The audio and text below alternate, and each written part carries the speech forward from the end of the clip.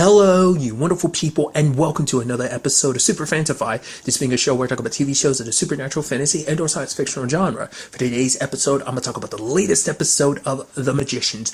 Another great episode with a lot of interesting things that went down, so let's break everything down bit by bit. First of all, let's kind of focus on Quentin's side of the story in this episode.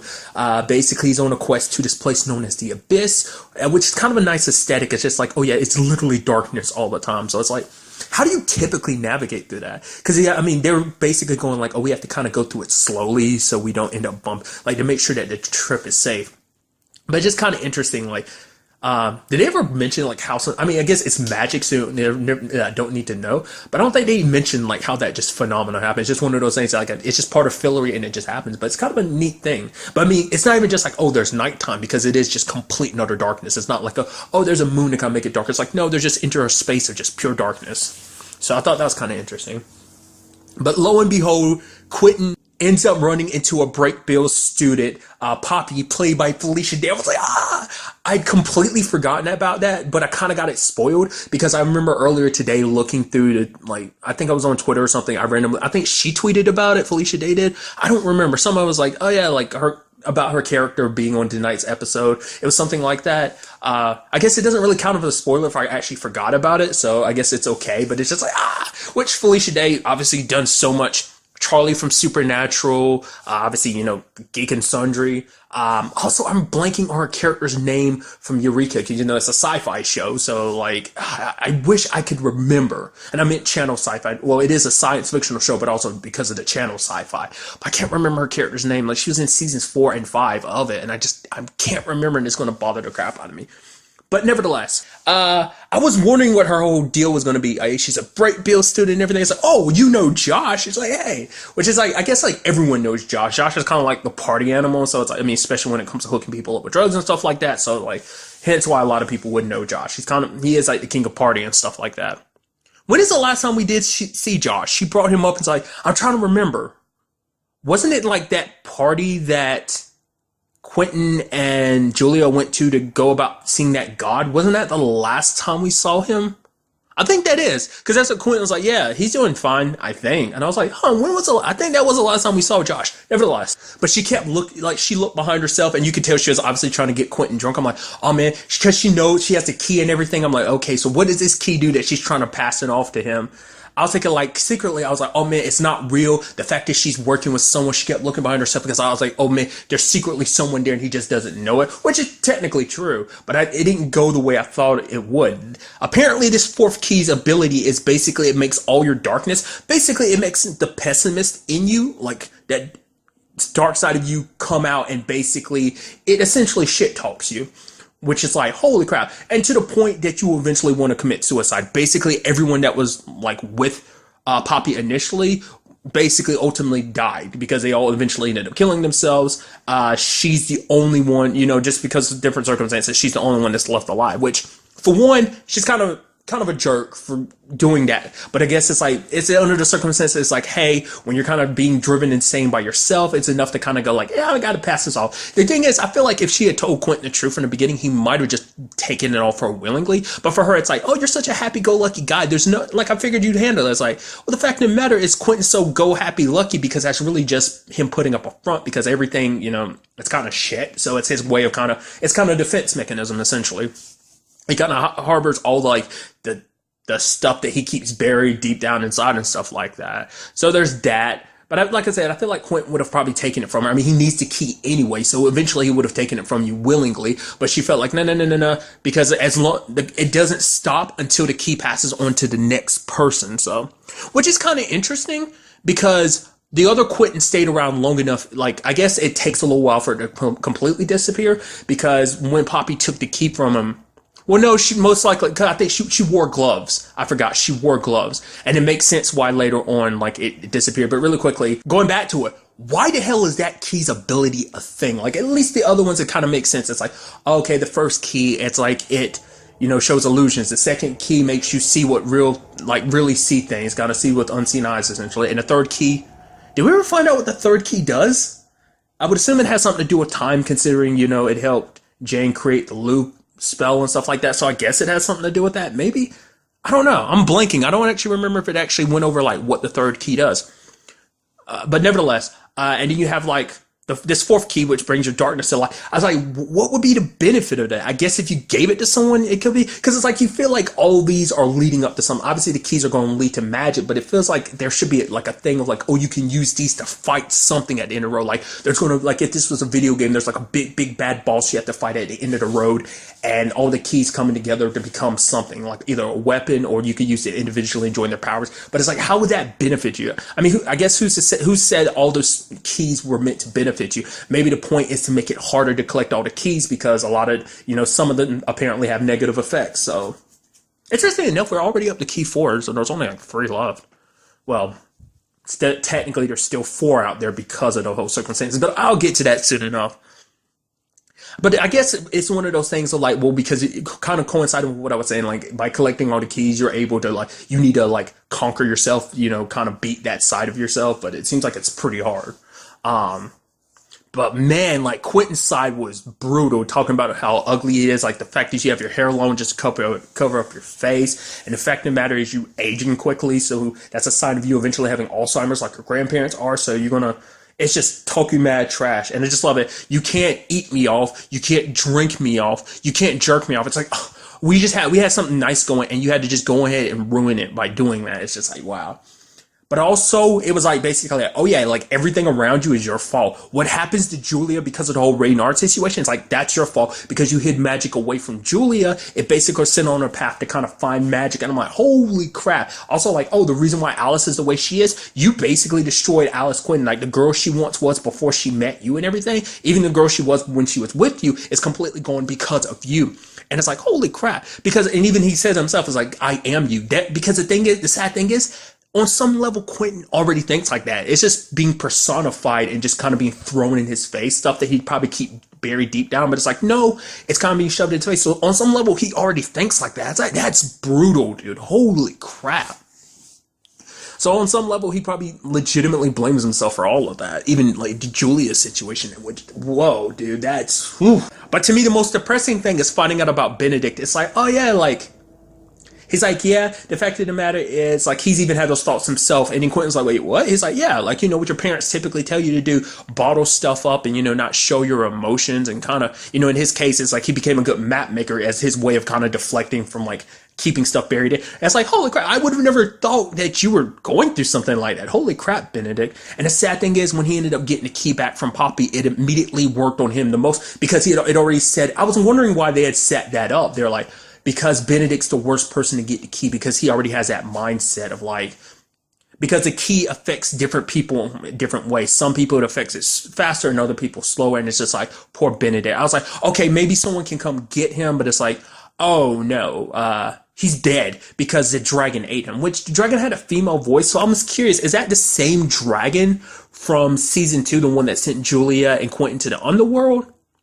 I mean, does that technically mean that, I mean, well, I assume that would technically mean Benedict is dead, because Poppy's like, well, the fact of the matter is they don't just create portals, they are portals. Because Quentin's like, okay, I'll just have to wait for it to crap the key out. It's like, well, they don't poop. The fact of the matter is that they teleport stuff, so the key is most likely in the underworld, which means that Quentin has to go back to the underworld. Which I'm wondering, is he going to have to, I mean, since most likely he's going to have to go back to that one particular dragon to do it. Not unless he gets one of the keys, and then because the keys seem to kind of take you different places. I mean, so far it seems like the Netherlands and Earth and Fillory, but beyond that, like, who else? I guess it's more of a situation of the keys take you where you need to be, so. But I am kind of glad the episode, well, like I said, it sucks for Benedict, but, because I was wondering about that whole thing about why Quentin saw a dragon in the water. I was like, what the hell is that? Like, is that his imagination? I was like, or is the dragon there to kind of help him kind of fix, like, snap out of it? But it's like, no. It doesn't seem like it, because dragons seem like they just care about themselves. They just kind of stay in their own lane. They don't really worry about anybody else. But nevertheless, I was like, man, that's crazy. I'm wondering, why is it just out there kicking it in the water like that? Is that its home? Does it just happen to be there? Is it the reason why the abyss is the way it is? So it seems like the next episode will be about, Quentin going to the underworld. But the thing I was happy about, I was like, oh, that means Poppy's going to be sticking around. So I'm curious. Hopefully she definitely stays around for the rest of the season at the very least, I guess we'll just ultimately have to see. So I'm curious what they add to her to the storyline, because basically it seems like she's kind of all knowing about dragons because it's kind of like her thing. So also in this episode, you had the Hofomar situation in Margot, which that situation just sucks because everyone's like, "Oh, consummate the marriage," and she's like, "I don't want to. He's a kid. I'm not gonna do that. I'm not gross like that, you know." And it just sucks that she's kind of being forced into that corner. And I even love that she's trying to like change things up and just kind of like, "Oh, I'll teach you sex ed." It's like, "Oh yeah, this happens to women." It's like, "Oh, and they bleed from their vaginas." And he's like, "Well, I like blood." And I'm like, for one, did you have to say it so creepy like that, you freaking weirdo? It's also kind of interesting too because his reasoning for it, why he did all this, it's like, oh yeah, like the younger princess tend to not really kind of get in a situation where they eventually get married off because it's usually the older siblings that kind of get in the way. So it's like, oh yeah, I killed my brother Micah because it was like I'm kind of doing it for me because it's like eventually I would have had to got some terrible position or I would have died on a battlefield. It's almost like I'm doing this not just for me but for all the other princes that have tried and failed, that have never been able to kind of be in a position to get married, but it's like, hey, I did it. I mean, all I had to do was kill my older brother, but who cares? It's like, it's such a like nonchalant thing. And his mom, like, it seemed like she was upset last episode. Doesn't seem like she really cares at this point in time. It still sucks, but I guess it's a situation like, well, she still gets what she wants in the end, so it's a little more forgivable. Maybe it's a situation of like, well, at the very least, you know, he had the stones to do that. Funny, considering she's the queen of stones, you know, floaters and the floating mountains. Nevertheless, she also brought up something interesting too about the queen of the fairies type of situation. It seems like she's aware of it, so it isn't just Margot's. It's not just the Florian this kingdom that's kind of being affected. It seems like other kingdoms in Fillory are. But it's like, what about the Lorians? They haven't really had any talks about this, but like, why do they know about it? So not unless it's like they had a previous encounter with them, doesn't mean, I don't know, because the way she made it sound like it was like, oh, we're still dealing with it ourselves, you know? So maybe that's the case, maybe it's not, you know? Or was that just her way of manipulating Margot into like getting in bed with Fomar? It's hard to say. But with Elliot, they end up like setting him up with that frog that had fangs, and it's like, oh yeah, your junk has been bitten. Don't worry.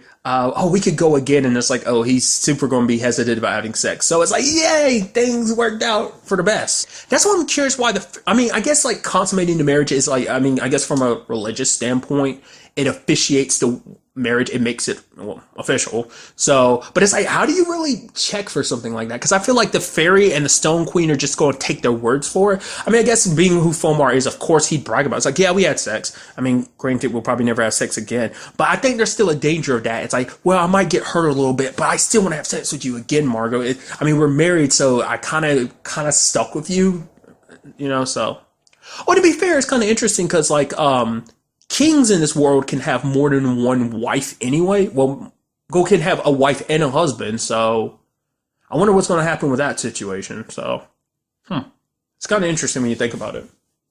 Because that applied to S's dad as well as Elliot, so it's kind of like, I would assume it applied to the floaters as well. So, but it then turns out that Margot and Elliot end up finding out that basically figuring out that the fairies are like it is about conquering Fillory, but not.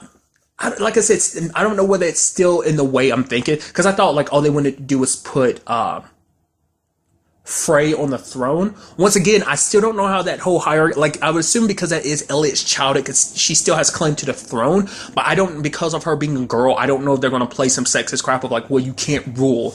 Like even though there's high king, like there's queens and stuff like that, they still aren't the high king, like the position that Elliot's in, so I don't know if she'd be able to, would it be, because, I don't know if like their kingdom is like that, because as you can see with the floaters, obviously the ladies have all the power, so it doesn't matter, but it's like, I don't know if it will same thing applied. Like that's always been my thought, like, oh, they get Elliot's child on the throne and they have control of it. It does seem like not only they're trying to take control of Fillory, they're trying to terraform it to be more like them, like why they're trying to change the environment to fit more their ecosystem. Which is interesting. Like, I'm curious to find out like more about why. I guess because of because their world is more like a parallel, like it kind of coexists with theirs. So, but I guess it's kind of like a desolate world where it's like you can't really interact with anything. Like the fairies have to come over, like slide into this dimension before they can really interact with anything in Fillory. So I guess maybe that's why, or maybe their world is dying out because there's no magic. I mean, because they did wait till then to attack because I guess before they would have stood no chance. But now that people are in Fillory without magic, it's the perfect time to strike. So it seems like that is ultimately their goal. And you have Margot and Elliot ended up kidnapping some of their babies because those are growing beneath some mushrooms. So that's interesting. I'm going to use them as kind of a ransom to kind of get everything back from the fairies. Don't know how that's going to work out. I did appreciate the line of like, what happened to us, Elliot? Because that's something that Margot even asked last season. It's like, look at us. Like, we used to be mega bitches. And it's like, yeah, but now we have more character and depth. It's like, I love fourth wall breaking stuff like that because it's like, oh yeah, because they were superficial characters heavily in season one. They had their moments, but season two is really when they kind of like, oh, we learned more about them. We saw them kind of growing, trying to be adults. It's like, don't worry, Marco. We'll find ourselves again after we've saved Fillory. So the thing is, when it's all said and done, you're still going to be High King of Fillory potentially, even when you save it. So it's still probably going to be a situation of there's probably no going back for them. They're probably stuck being these people, which is crazy to think about because they are the kind of like, ooh, we're the partiers, we have the fun and everything. And it's like, lo and behold, like we're royalty and we have to act like royalty. So very interesting circumstances, and I'm curious to see where this all takes us, like, you know, in the next episode for them as well with this whole situation. I hope it works out. Have a feeling it won't, but we'll see. I'm wondering, like I said, I am curious, was the Stone Queen, it seemed like she said too much for it to make it seem, especially because she knew exactly what Tick was doing, scraping the walls, trying to get stuff for. She even brought up the fact that they have a weapon to kind of kill the fairies, but they now know it's like, well, we need to do more. Well, the Queen doesn't know, but Margot and Elliot know, like, just killing the Queen Fairy won't do anything, especially because they're growing their own army here on Fillory, so, you know, so. I'm also, you know, I'm curious to see, like, you know, now that she thinks the marriage is consummated, you know, what does the Fairy Queen want to do going forward, and, like, you know, like, what is her reasoning behind that, like. Maybe it gives her more control over more territories because now it's like, oh, she's got control of this kingdom, so now she can get control of the mountains that no longer float, as, you know, we kind of learned our kind of title last episode, but nevertheless. And then finally, on the other side of things, we had the whole Alice and Julia situation, trying to transfer Alice's powers over to, Julia's powers over to Alice, well, her magic in particular. But what's interesting is we ended up learning that Henry didn't know about Julia having magic. I was like, oh, I thought you were under the impression. I thought you were playing along. It's like, no, you had no idea because I'm a complete and utter idiot. It's like, right, you're back to being blind because your glasses had enchantments. He also brought up the fact is I was like 38%, you know, less frustrated because he had enchantments to kind of keep him a little bit calmer, but now he's drunk and just super pissed and depressed because everything's shit. So there's that. Then they ended up having to go to that incubus, and it's like, oh, we're gonna need your, you know, your thing, your small thing. I mean, it's like, and Alice is like, no, I mean, I'm sure your big thing. I mean, I'm sure it's proportionate to your size or whatever. And he's laughing. It's like, what's so funny? It's like, oh yeah, I told Henry that thing like 25 years ago. It's a damn joke. Like, I don't have a magic penis. It's like, well, you're an incubus. I was like, actually, I don't even like sex, which at first I was kind of like, what is an incubus? Is an incubus like just the male version of a succubus? Which is kind of interesting if that is the case, which I think it is. But I've had more experiences like in TV shows and stuff. I mean, considering the fact is there was a sci-fi show called Lost Girl, which literally had a lead succubus character. I just never really thought about the male equivalent. But just kind of like sex is just kind of their thing, which is kind of weird to think about the fact is that he doesn't like sex. But it's like he was sniffing stuff off of like Alice and Julia, so that was kind of how he kind of gets his kicks, so that was interesting. But using his tail, interestingly enough, as an inductor, they were able to complete the spell. And the transfer was over. It's like, yay! So Alice has magic now. And then you had Penny kind of being a dick to her, because Julia's like, oh, oh, you should stay. And he's like, yo, I know we don't really friends, so stop acting like you care now. She's like, no, I care because I don't want you to give up. And he's like, really? Like you gave up magic? And then Julia's like, well, basically after everything I've been through, magic isn't my best friend, especially let's not forget where the magic came from in the first place. And she's like, I just wanted a moment of to figure out who I am outside of all that. And he's like, well, you have nothing outside of it. I'm like, Penny, that's such a dick thing to say. I get it because you're in that point where it's like everyone would kill to have what you have and you just gave it up like it was nothing. It's not like it just disappeared. She gave it to Alice. It's not like it went nowhere, because that's what like Henry was getting pissed at too. I'm like, it's not like it's disappearing. She's giving it to someone, but at the same time, it's like this magic was given to you for a purpose. You have it and you're just squandering it in some people's eyes. And it's like, at the end of the day, it's her choice, especially because it meant like, kind of getting what was there out of her. So yeah, I mean, I'm just like I said, what Penny said just to me like rubbed me the wrong way. It's like that's such a dick thing to say. That's just because you're fed up with everything. You're stuck not being able to interact with things. The fact of the matter is things with Katie, which I completely forgot to talk about that last episode. I remember that by the time I uploaded the episode, but the whole like Katie like getting caught talking to herself when she was talking to Penny. She looks a little crazy. She tried to break out, and now she got sedated, and like no one knows about her situation being locked up. So she will probably inadvertently get clean. But it's probably going to be a situation of like, oh, shock therapy and stuff like that. She's probably going to have to lie her ass off, but then it's going to be a situation of probably people like, oh, I can tell you're fighting us on this. So I'm curious to see what they do with what happens with the whole Katie situation. I know that was last episode, but I'm going ahead and include it in this one as well. But you have Alice going like, oh yeah, I'll try and make you a body like, Mayakovsky made one for her. So. But at the end, we see that she ends up like having like almost like a seizure because she has like foam coming out of her mouth. So it's like, because things didn't go the way I thought they would. Because with Alice having magic again, I was like, oh my God, things are going to go bad. Because I was like, oh, Alice isn't the same person she was anymore. But obviously she made the first thing she did was make one of those crystal horses. So it's like, oh yeah, kind of, something, between her, it's kind of her thing, it's been her thing. It's kind of Charlie's thing too. But that, and she fixed Henry's glasses. It's like, well, fixing my glasses don't make me unblind or anything like that. It's like, no, but she like, it basically makes the whole no magic situation, it makes it a little less shitty. But now it's just turning against her because it was never meant to be hers. The reason why Julia has the power and everything it was left for her is because she was chosen. So I knew there would be ramifications for it. It's going to be a point where Julia is going to need to take that magic back because no one else can bear that responsibility but her. Maybe a different chosen one, sure, but they probably get magic in some other shape or form. So, or maybe it's because maybe there are other people within this group that are chosen as well, like Quentin or Alice, but they have their own specific roles, like specific magic has to come to them. Because of her circumstances, Reynard's magic fits with hers, like maybe there's some kind of resonance there. Nevertheless, it's basically killing her, so Penny's trying to warn people, but under the circumstances, can't really warn anybody, because it doesn't seem like anyone's really there anymore, just subsequently since Breakbill's kind of shut down. You'd expect there to be a lot of people there, kind of just chilling there partying, but I guess that's why the group is kind of taking more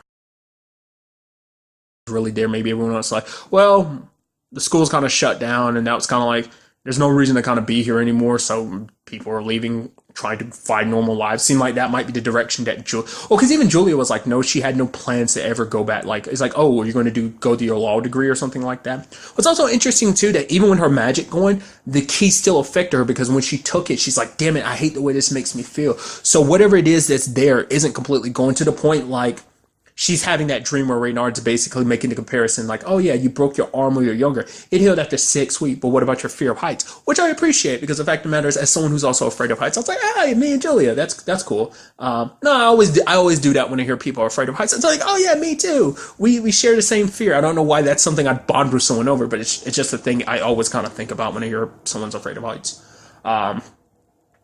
But it's basically him implying like, even though you got rid of the magic you thought was going to be the reason why, it's like, you can't get rid of me. I'm the nightmare. I'm basically going to be there forever. There's no just kind of getting over it. She thought by giving away the magic, she could give everything away with Reynard. She has her shade back. She's kind of freed the baby and everything. So like she can finally just be Julia again. But now it's just kind of it's a sad situation of like no one is kind of ever going to be who they were again. Just like Alice will never probably be the same way again. Julia will never quite be the same because there's always going to be something that, I mean, she's still always going to have to face that darkness of associate with Reynard and what he did to her. So, and like I said, it seems like even with that magic going, it still seems like there's something within Julia that's reacting to that key. Because the fact is, maybe subsequently when she touched the key, maybe it's trying to pull the magic back towards. I don't know. Like I said, she felt something in her stomach, so I'm curious.